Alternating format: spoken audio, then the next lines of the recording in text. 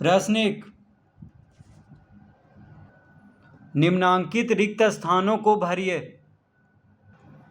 पहला, एक बेलन के आधार वाला फलक और ऊपरी फलक। तो यहाँ पे रिक्त स्थान में क्या भरेंगे? वृत्ताकार।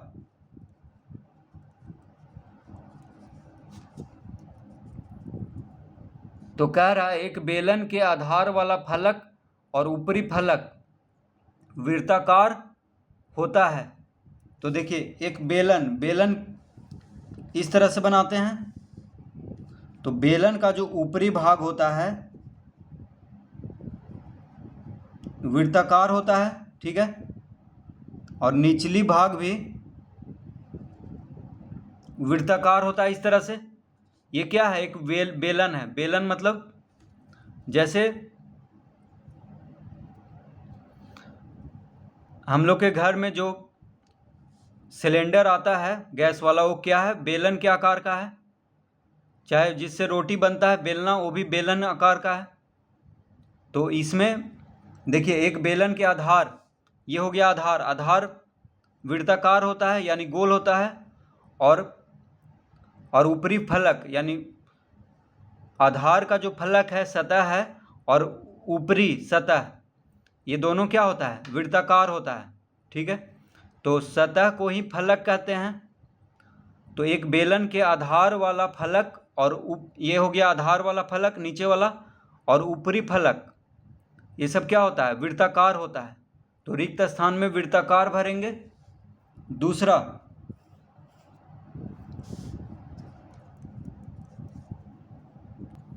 एक चतुष्फलक त्रिभुजाकार पिरामिड के रिक्त स्थान, शीर्ष, रिक्त स्थान, फलक और प्रत्येक फलक।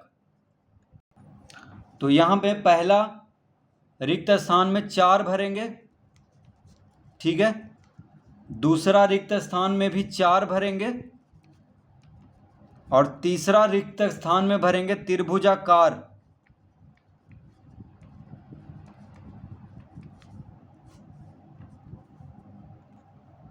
तो तीसरा रिक्त स्थान में त्रिभुजाकार भरेंगे।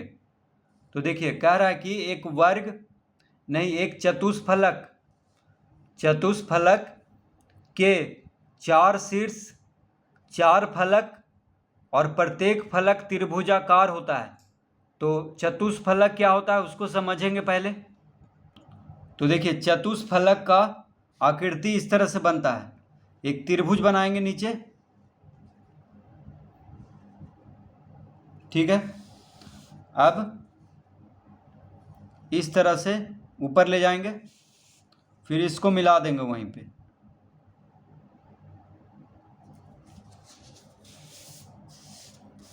और इसको भी मिला देंगे। तो ये बन जाएगा चतुष्फलक यानी त्रिभुजाकार पिरामिड। देखिए कह रहा है कि एक चतुष्फलक के 4 शीर्ष होते हैं। शीर्ष मतलब ये कोना, देखिए 1 2 3 4, 4 शीर्ष हो गया।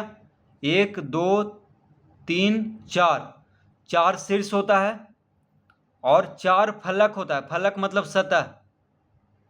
एक सतह ये हो गया नीचे वाला, 2 3 और एक पीछे, 4 सतह होगा, एक इधर पीछे होगा। तो 4 फलक हुआ, और प्रत्येक फलक त्रिभुजाकार होता है। देखिए यहाँ पे प्रत्येक फलक जो है त्रिभुजाकार होता है। नीचे तो त्रिभुजाकार है ही, फिर यहाँ पे भी देखिए त्रिभुज बन रहा है, इधर भी देखिए त्रिभुज बन रहा है, और पीछे भी त्रिभुज बनेगा, ये बड़ा वाला त्रिभुज। तो चतुष्फलक यानी त्रिभुजाकार पिरामिड के 4 शीर्ष, 4 फलक और प्रत्येक फलक त्रिभुजाकार होता है। तीसरा,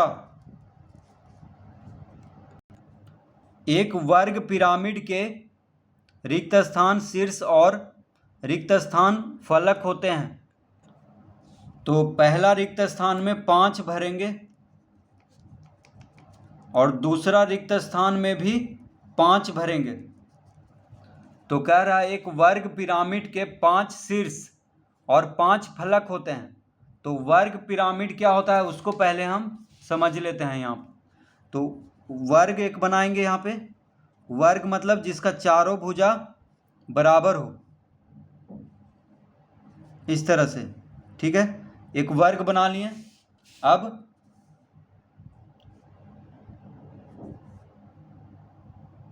यहाँ से एक इस तरह से बनाएंगे, फिर इसको भी मिला देंगे वहीं पर, इस तरह से, ठीक है। अब इसको भी वहीं पे मिलाएंगे इस तरह से, और इसको भी वहीं यहाँ पे मिला देंगे। तो ये बन गया वर्ग पिरामिड।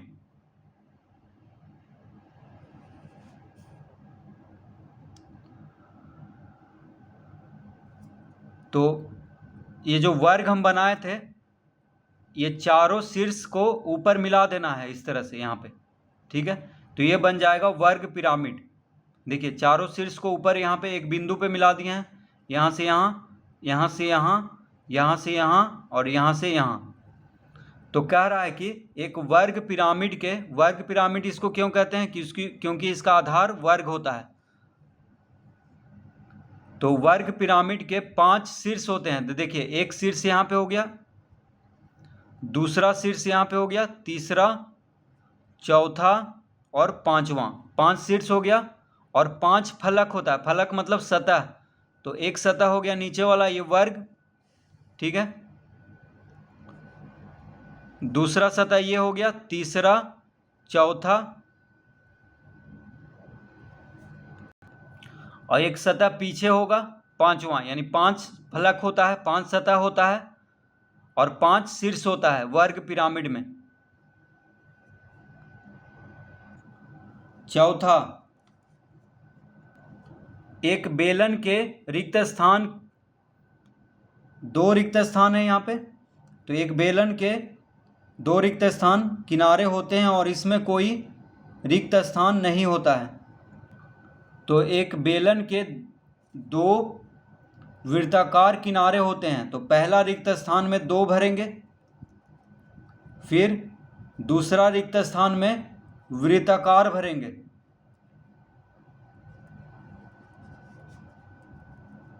और तीसरा रिक्त स्थान में शीर्ष भरेंगे, ठीक है। तो एक बेलन के 2 वृत्ताकार किनारे होते हैं और इसमें कोई शीर्ष नहीं होता है। तो देखिए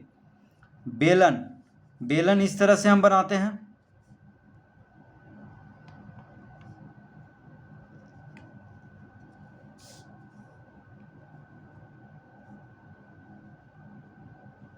ये हो गया बेलन।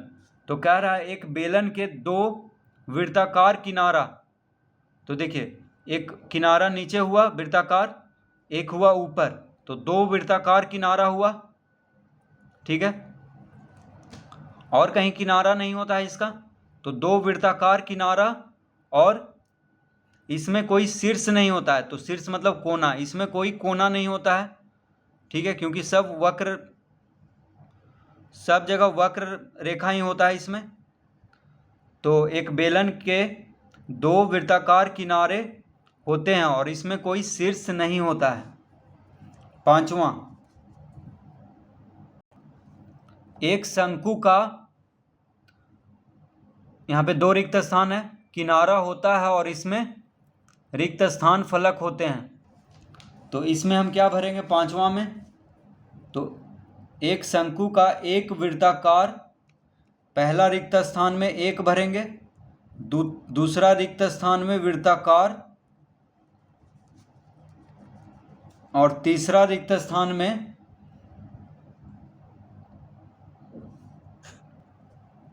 तो पहला रिक्त स्थान में 1 भरेंगे, दूसरा में वृत्ताकार और तीसरा में 2। तो ये कैसे हुआ, तो देखिए शंकु कैसे बनाते हैं। तो एक इस तरह से त्रिभुजाकार होता है और यहाँ पे इसका आधार वृत्ताकार होता है, ठीक है। इसका आधार जो होता है ये वृत्ताकार होता है, ये हो गया शंकु। तो देखिए शंकु इस तरह से बनाएंगे,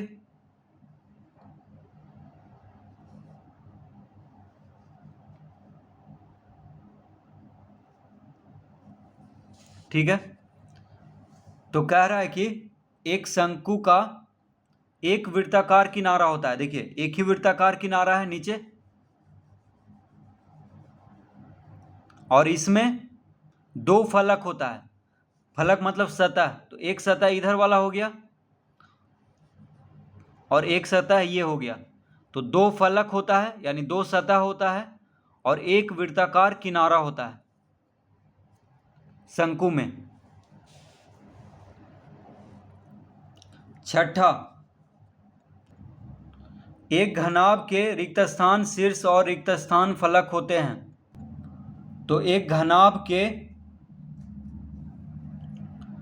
पहला रिक्त स्थान में 8 भरेंगे, तो एक घनाभ के 8 शीर्ष और 6 फलक होते हैं। तो एक घनाभ के 8 शीर्ष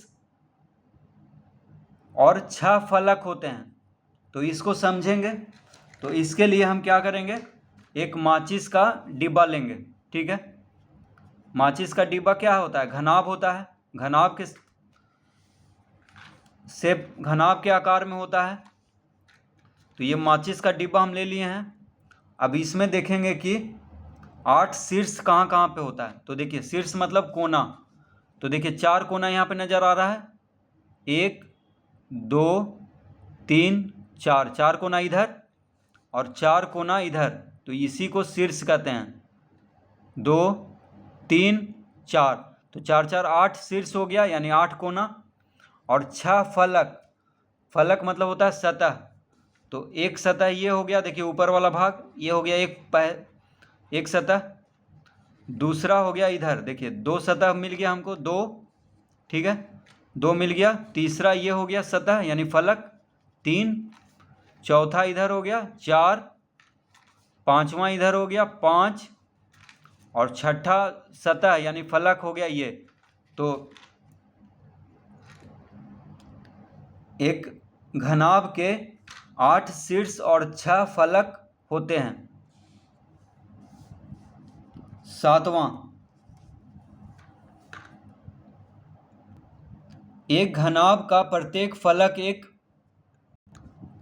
घनाभ का प्रत्येक फलक एक आयत होता है। तो यहाँ पे क्या भरेंगे, आयत रिक्त स्थान में। कैसे आयत होता है, तो देखिए आयत मतलब होता है जिसका लंबाई और चौड़ाई अलग अलग हो। जैसे देखिए इसमें लंबाई ये हुआ लंबाई ऊपर का फलक में, और ये हुआ चौड़ाई, तो आयत हो गया ये। तो कह रहा है कि एक घनाभ का प्रत्येक फलक एक आयत होता है। तो देखिए ये ऊपर वाला फलक आयत हुआ, उसी तरह ये भी आयत हो जाएगा। इधर वाला फलक, इधर वाला सतह, लंबाई और चौड़ाई, उसी तरह ये भी लंबाई चौड़ाई, उसी तरह ये भी हो जाएगा। देखिए लंबाई और ये चौड़ाई, तो प्रत्येक एक घनाभ का प्रत्येक फलक क्या होता है, आयत। तो यहाँ पे आयत भरेंगे। आठवां, एक घन का प्रत्येक फलक एक घन का प्रत्येक फलक एक वर्ग होता है। तो यहाँ पे वर्ग भर देंगे। एक घन का प्रत्येक फलक एक वर्ग होता है। तो घन में देखेंगे, देखिए ये घन है, ठीक है, ये क्या है, घन है। तो घन का प्रत्येक भुजा बराबर होता है। तो देखिए ये क्या है, वर्ग है। ऊपर का फलक को अगर हम देखें, ऊपर का सतह का, तो वर्ग है, क्योंकि चारों भुजा इसमें बराबर है। तो वर्ग का चारों भुजा बराबर होता है। देखिए कहीं भी देखेंगे तो सभी भुजा बराबर है। तो देखिए यहाँ पे प्रत्येक फलक क्या है, एक वर्ग, यानी प्रत्येक सतह वर्ग होता है। तो घन का प्रत्येक फलक एक वर्ग होता है, क्योंकि वर्ग में चारों भुजा बराबर होता है, और घन का भी सभी भुजा क्या होता है, बराबर। तो ये हो गया घनाभ, ये हो गया घन। घनाभ में घनाभ का प्रत्येक फलक क्या होता है? आयत। और घन का प्रत्येक फलक एक वर्ग होता है। 9वां, एक घन के, तो घन का कितना किनारा होता है? तो 12। एक घन का 12 किनारे होते हैं। ठीक है, 12। देखिए घन का 12 किनारा होता है। तो किनारा कैसे निकालेंगे? तो देखिए एक, ये हो गया 1 2 3 4, 4 किनारा ऊपर दिख रहा है। ठीक है, 1 2 3 4, 4 किनारा इधर हो गया। ठीक है, और 4 किनारा नीचे हो जाएगा। 4 4 8 किनारा हो गया। 8 9 10 11 12। तो देखिए किनारा समझने के लिए इसको पहले समझ लेते हैं, तब उसमें आसान होगा। तो देखिए 1 2 3 4 5 6 7 8, 8 किनारा हो गया। ठीक है, इसको हम गिन चुके हैं। अब इसको गिनेंगे 9 10 और इधर 11 12। ठीक है, तो 12 किनारा घनाभ में भी होता है और 12 किनारा घन में भी होता है। ठीक है, किनारा मतलब ये हो गया। देखिए इसको किनारा कहेंगे, कोना को शीर्ष कहेंगे, और ये जो है इसको किनारा कहेंगे। ये सब जैसे देखिए ये क्या है? एक घन है, मान लेते हैं ये घन है। ठीक है, तो ये किनारा है, ये किनारा हो गया, और ये शीर्ष हो गया इधर कोना। ये सब कोना शीर्ष हो गया।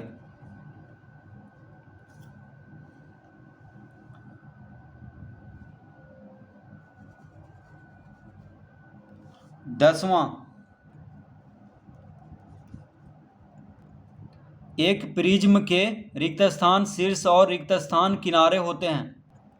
तो एक प्रिज्म के 6 शीर्ष और 9 किनारे होते हैं। तो प्रिज्म का जो होता है 6 शीर्ष और 9 किनारा। तो प्रिज्म पहले बना लेते हैं यहाँ पे। तो एक त्रिभुज बनाएंगे। ठीक है, एक त्रिभुज बना लिए यहाँ पर। उसके बाद